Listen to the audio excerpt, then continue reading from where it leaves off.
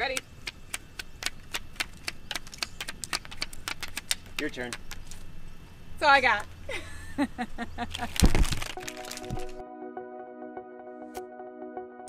It's good to have you in the car all the time because we met when we were kids. Yeah. I'm hosting a talk show. You were just starting to make a name for yourself in Cleveland and kind of making the rounds in local television. Yeah, it was crazy. Studio 3, I think, was one of the first Oh my shows. gosh, that show, I think that was on for like a full 2 weeks. So you must have known. Oh, I made it on there. I still have the footage. No, because it grew into a bigger show, which would have been why. But for you with like magic, do you remember the first magic show you ever saw where you're like, okay, this is so cool and I love this? Yeah, I saw a few different like festivals around where I grew up. I saw things like that. And then during Thanksgiving, they had a magic show on ABC. I think it was called World's Greatest Magic. And that was something that they did every year. And Alan Thicke, I think, was the host. And they always put on really good magic acts. So that's where I really got interested. That was probably when I was 10 years old. Were you more interested in the, like, figuring out how do they do that factor? Or were you just interested in the, like, awe of the illusion? I always wanted to know how it was done. So I would watch things over and over again. Slow motion. Back then, you'd have to put it on VHS. So you would have to pause and rewind. It wasn't as easy as today with DVR and slow motion and all that kind of stuff. Right. And so once you figured out how a magic trick was done, did that then take the magic out of it for you? Because there's something about watching something where you're like, I have no idea how that was done and I kind of want to know, but I don't really want to know. That's exactly. I mean, once you know all the secrets, I mean, magic's ruined for you. So, you know, you have to make sure you're always, if you're a magician out there and you're trying to create stuff, you're always trying to create material that's new and different and things that magicians can't figure out. Do you like when there are magicians who end up doing the like show and tell and revealing the trick, or does that kind of turn you off? It doesn't really happen that often. Most of the magicians that are teaching us how to learn how to do tricks, you would either go to magic conventions. There's one in Ohio called Magi Fest. There's one in Las Vegas that happens every couple of years called Magic Live. And there's lots of other different conventions, but those are the two conventions that I've been to. And I just went to one in LA 2 weeks ago called CardistryCon, and it was really cool. It was no magic. It was just the way that people move cards with their hands. When I watch you do magic tricks, I mean, especially you've done a lot of like the card tricks. You seem to have mastered the card tricks.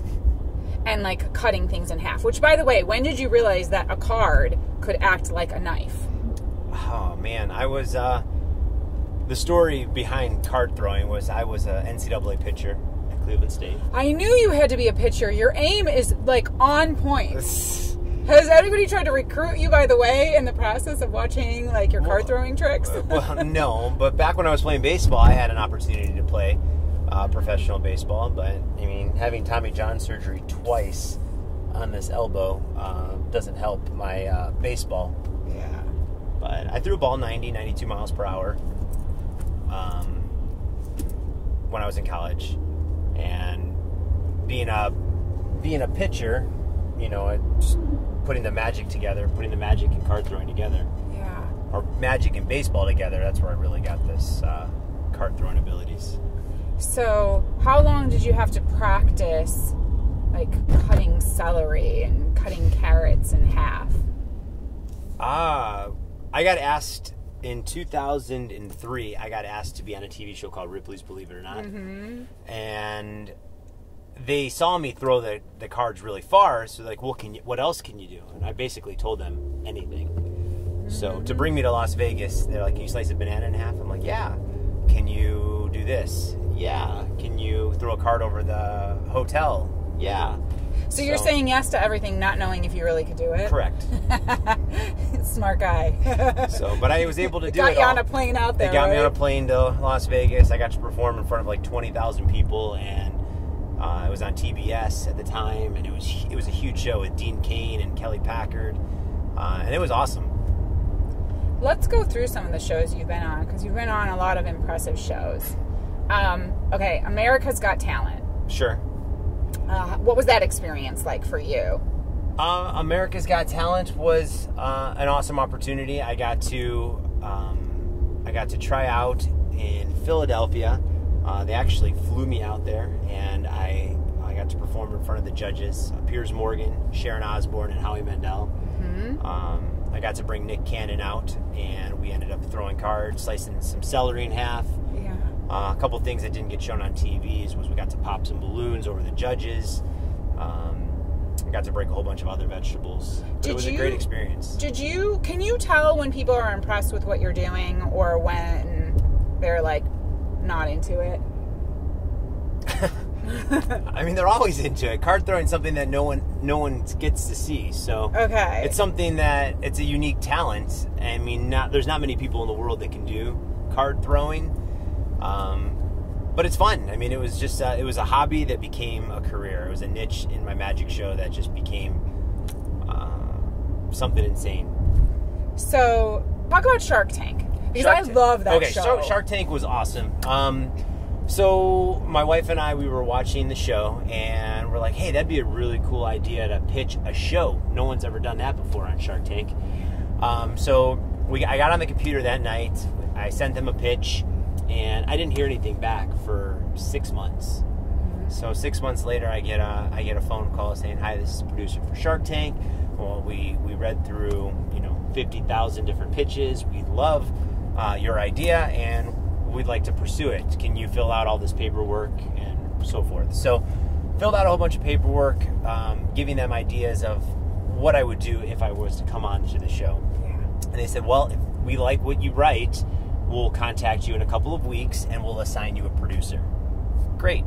So fill out all the information, tell them how we would use the money, what we would use, how much money we want, how we would pitch it to them. And, a few weeks later, I got another call, and they said, we loved your idea, we loved your pitch, we'd love to assign a producer for you. That still doesn't mean that you're going to be on the show. It just means that we're going to work with you to see if we can build your pitch stronger to be able to bring it to our show. Okay. So I work on this pitch, 2.5 minute pitch, and we narrow it down every day for like a good couple of weeks. I was on the phone with this producer, and we narrow it down, and then that producer had to pitch it to his crew, his staff. So then he pitched it to their staff, and I got assigned another producer. So now I'm working with two different guys, Ian and Paul. I remember both of these guys. So now that I'm working with both of these guys, every single day we developed all the material that was going into the show. After we put all the material together, they had to pitch it to Mark Burnett Productions or whatever it was at the time. Okay. And they said, well, if they like it, we'll bring you to LA. That still doesn't mean that you're going to be on the show. It's great. So I was working with a guy. His name, he was the guy that helped me out in my magic career. His name was Dominic Visconti, and he's a retail developer in Cleveland. Yeah, you know who he is? For sure, yeah. So at the time, I told Mr. Visconti that, hey, I would love to do this Shark Tank thing, but unfortunately, it's going to cost us some money. Mm-hmm. Why would you think going on a TV show like that would cost you money? Well, it's an entrepreneurial show, so if you want to take the risk, you put all the risk forth. Now, Shark Tank, yes, would pay for me to come on to their show.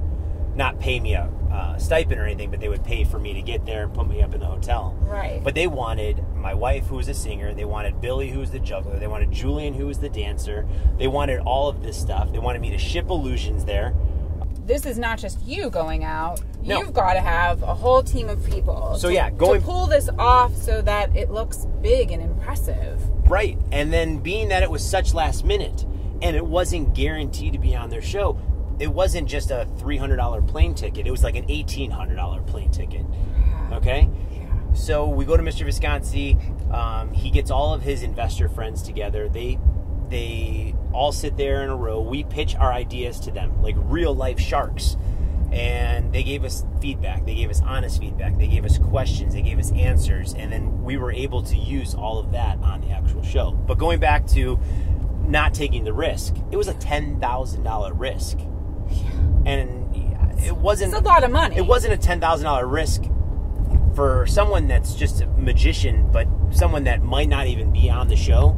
Right. That's a lot of money just to say, hey, well, he's an angel investor of mine. He's helped me throughout my entire career. One of the best guys that I've ever met. But anyway, he just said, Rick, buy the tickets. And I said, I don't know. He's like, buy the tickets. I'm like, okay, we'll buy the tickets. So we bought the tickets. We bought the hotel. We bought everything. We shipped the illusions there. Yeah. We pitched it in front of the production. There was 20 acts or 40 acts that came to LA, and only 20 of them were going to be on the show. Okay. And 40 acts that come to LA. Yes. Only and then 20 are going to make it on the show. 20 of them are going to perform. No guarantees. Correct. And Mr. V had faith in us, and he made that investment in my magic career and said, just keep doing what you're doing. He goes, you no need to pay me back. Just keep doing what you're doing. And he was the one that enabled us to go to Los Angeles, no risks, have a good time and pitch it and actually try to get the money for a Las Vegas style show. He believed in you. He believed in you. And even though we didn't get the money from Shark Tank, it was the best experience ever. We got shows all over the world because of it, and it's helped grow our business, and it's helped create Magic Gives Back, which is the show that we're doing now. So sometimes when I watch that show, I get the sense that maybe some of the sharks are going to keep in touch with people. Did you develop any relationships with any of the sharks? I've kept in contact. I've had correspondence with Mark Cuban a few times, and things that you wouldn't know behind the show. So we're on air for 6-7 minutes on national TV, but we're in that room for an hour or more. And one of the things Mark Cuban said during the thing that wasn't on actual air was, hey, I'd love to give you $200,000, see where it takes you, and then, a couple years down the road, if we're ready for a Las Vegas show, then we can, talk then. And then the producers come in and stop that, and they're like, hey, sorry, you cannot take anything less than what you asked for. You came here asking for $1.5 million. You either get $1.5 million or you get nothing. So Really? then they went back into the show, and then Cuban reworded it. He's like, I would have loved to give you $200,000. And then I said, I would have loved to take $200,000 and see where our relationship built. And then Barbara stepped in right there. She's like, so you're going to give up on your dream that easily? You're going to be the sellout? You're going to take the $200,000 and leave? And I'm like, well, no, that's not what I'm saying. She's like, well, for that reason, I'm out. They worked against each other a little bit. But for a little bit of drama, do you think? Oh, yeah, the drama was there because Robert also showed huge interest off camera. He says he would have much rather given me a certain amount of money to see if I grew with him to be able to find out if we can turn into a Las Vegas show eventually. Wow. So, but would you say that became sort of a career-changing moment in a way because not only do you have somebody who'd already been a supporter of yours give you money that's no guarantee, then you're in front of extremely successful people who have had successes and failures but know how to make something work, and they're saying to you, I like what you're doing. At the time that we were on Shark Tank, it was season 3, episode 2, and the time we were on there, we asked for the most money ever. So that was $1.5 million that we asked for 20% equity in my company. Things that didn't make air, we were going to give them a 3 times preference, which means we were going to pay them 3 times their money before they started making their 20%. It was really thought out. Yeah, everything was written out. Mr. Visconsi and his crew of guys helped us put together a pitch that should have worked. It's interesting because your brain is a creative brain, right? Did you always have business instinct, or did you have to learn from people along the way? Oh, you learn from people along the way all the time. But I have a business background. I have a degree in business marketing and management. But that's where all the whole thing came with Shark Tank, and it could have worked. It could have worked. It's just it was the reason the Sharks didn't give us the money was it was too much without knowing. It was in a recession. Vegas wasn't doing as well. They had a couple friends, and some of the people they just didn't think that any shows were successful. They said 5% of the shows were successful in Las Vegas at that time. So I don't blame them for not giving me the money, but it was a great experience. There was a lot of people that hired us because of it. And all the feedback from the show was positive. None of them said, oh, we don't think you can do it, we're not giving you the money. Right. It was either that we don't have enough experience in this department. We'd love to see you go out into the real world and see how successful you are with some of your other ventures, and then come back to us. And then that kind of stuff. Did you ever think when you first started doing magic and illusions that you would be able to turn it into a career and make big money off of it? No, I never thought you could turn magic into a career. Yeah. But now I do 600 shows a year, so it's pretty insane. I mean, that's crazy, right? 600 shows a year and all over the place, right? All over the world. I mean, I feel like since we're in the car and you do magic for a living, we should do some kind of You want to do a magic trick? Yeah. All right, let's do something. We'll do something simple to start it off. Okay. Are you a card player at all?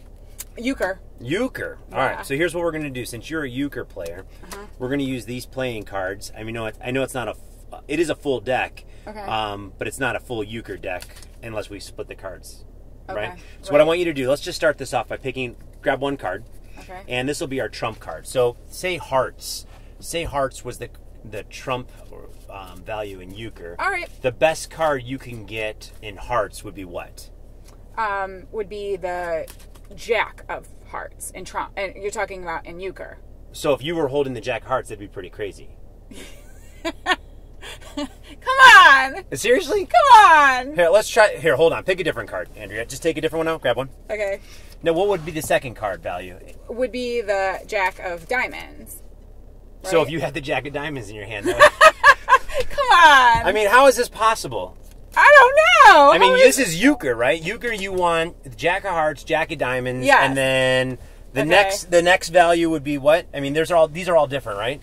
Yes. Take one. Okay, got this one away since I've Take one. Okay, yeah, Grab they're one. all different. I mean, you can take basically any card you want. Grab one out. Okay. Don't let me see. Grab one. Okay. Anyone you want. Okay. What would be the next value? I was gonna go the Ace of Hearts. Yeah. So this is how you would play euchre, not with a magician, because if you play with me, I want you to be on my team. Yeah, you would. I mean, because that'd be insane, right? That would be so insane. Like, can we get the King of Hearts? No. Okay, all right. This is good. This is good. So wait. What would the next card be? The King. So it'd be not the Queen of Hearts. No, not the Queen. So the Queen of Hearts would have to look like the King of Hearts. Come on! For that to be, right? I'm not going to ruin your cards. They're brand new. No, they're not brand new. I don't know what just happened there, but I saw the Queen of Hearts on top. I mean, and the Ace of Spades would be the last one, right? The which one? The Ace of Spades? Or yes. would it be the Queen of Hearts? Oh, come on! So that'd be the perfect euchre hand. You can go loner on that and you would win. How long did it take you to learn this? I just made that up on your. She just said euchre, so I just made a euchre trick up for you. Do you know all card games anyway? Because I mean, there's a chance you might not have known euchre. Yeah, I might not have known. But really, how do you learn to show me one card and do a little shaky shake? It's magic. And then I don't see, and that's where for me, I don't think I really want to know because I like why would you want to know? You hold the world record for card throwing. I hold 3. 3? 3 Guinness Book World Records. And what made you decide that you wanted to go after a world record? Like just for the fun of it, or the challenge of it? It had nothing to do with wanting to break world records. While I was playing baseball in college, we used to have sock wars. Threw socks around the room. Got hit with the sock one day. Picked up a card, threw it. Found out that I had this crazy talent. Yeah. One of the guys on my baseball team said, "Hey, you know there's a world record for that?" I'm like, "No, I did not know that." Brought in the Guinness Book of World Records. We all looked at it. We saw the record was 201 feet. And it was held by Jim Carroll. And they're like, "Can you break this?" I'm like, "Yeah, let's set it up." Right. So we contacted Guinness. We contacted the plane dealer. We contacted WKYC, Fox 8, Channel 5. And everyone came. Everyone came to the Convocation Center, Cleveland State Convocation Center, which is now the Wolstein Center. And I got myself on the front page of the plane dealer with my mouth wide open, throwing a playing card. Like, it was ridiculous. And went to Associated Press, broke the Guinness Book World Record, throwing a card 216 feet 4 inches. Wow. And it was history from there. So I had no urge to break world records. After I found out there was a world record, I wanted to break it. And then once you break one, are you then wanting to always push yourself to, like, break your own record? That's going to be a hard record to break. Yeah, I know, right? I broke it while I was playing baseball, throwing ball 90 miles an hour. So, I mean, if you want to break that world record, I'm going to tell all your guests, start playing baseball and learn how to do it, because that's the only way. That's the only way I can actually imagine someone be able to break that record. I'd love to see you team up with, like, the Indians, though, then, right? I do stuff with Indians every week. Teach, like, are you throwing cards with Kluber, or? I've never done with Kluber, but Sandy Alomar Jr. loves my card throwing, and we've done it multiple times with him. So. And is he able to get some No, none of them can. No. That was which was really fun. Salazar did it with me once, and a couple other guys, because, being an entertainer for the Cleveland Indians, I work with Slider. We work with the Fun Day, the Kids Zone every Sunday, and I've been fortunate enough to perform for the players and their families multiple times, and coming out to the field and throwing cards into the upper decks from home plate. They're just amazed by it. Have you ever had a magic trick that's failed in front of a live audience? Yeah. I'm sure. So what's the recovery on that? Is there a go-to phrase when it doesn't play off well? Let me try that again. No, I don't know. Or just move on, like they never saw it. Or start another trick. So yeah, it can happen. Or you can cover it up by doing something different, like another trick. Or there's lots of ways to do it. But. And that's just practice. Practice. If you're a seasoned performer, you can pretty much get out of a trick that you mess up. And I mess up. Everybody does. Yeah, we're human, right? Eventually you're going to mess up on something. Absolutely. But you're pretty comfortable with that stack of cards in your hand. Like, I feel like that's almost an extension of you now. Right? It's pretty crazy. This Cardistry Con thing that I went to in LA, they do stuff that's ridiculous. Stuff that I want to get into. I don't know if I can do this. We'll try. I learned this past weekend or 2 weekends ago. Okay. It's where you can actually take every other card, something like that. Okay. And be able to do where it just falls into your hand, and then you can kind of do like a waterfall like that. Wow. Okay. So, but the cardistry stuff that they do is just phenomenal, and something that I really definitely want to get into. Yeah, it takes shuffling a deck of cards. I've been doing this kind of stuff for years, but the stuff that they do, these kids that are 12, 13, 14 years old, can handle these decks of cards better than the top magicians in the world. It's incredible. It is. Absolutely incredible. There's always something new to learn. By the way, so the other day, knowing that you were going to be coming in the car and doing Driving Cleveland, I wanted to watch a couple old videos, and I come across this video because you've teamed up with Dude Perfect. Yes. Which they are like all brothers, right? And they were good friends. Good friends. Buddies. They were all roommates in college. Okay. And they have a show. It's like extreme sports, kind of. But a lot of what you're doing is very extreme. Yeah. They became famous for doing trick shots. Okay. So basketball, football, they work with celebrities. They work with pro athletes, and now they work with me. And YouTube. So we've talked about this on this show multiple times, that really our phones have become our television sets. And that's where people are watching video, posting video. That's where we get all of our information now. We're stuck to our phones. And YouTube is its own TV channel. And these guys, Dude Perfect, they have, I don't know, it's maybe like 30 million, 29 million followers. They have 21 million followers. 21 million followers? It might be up. It might even be bigger. I don't know. I feel like it just took... Either way, it's multi-millions. Yes. So you do their show. You do a video. Right. Which was so well produced, so entertaining to watch from start to finish, which is not the case sometimes with a longer format video.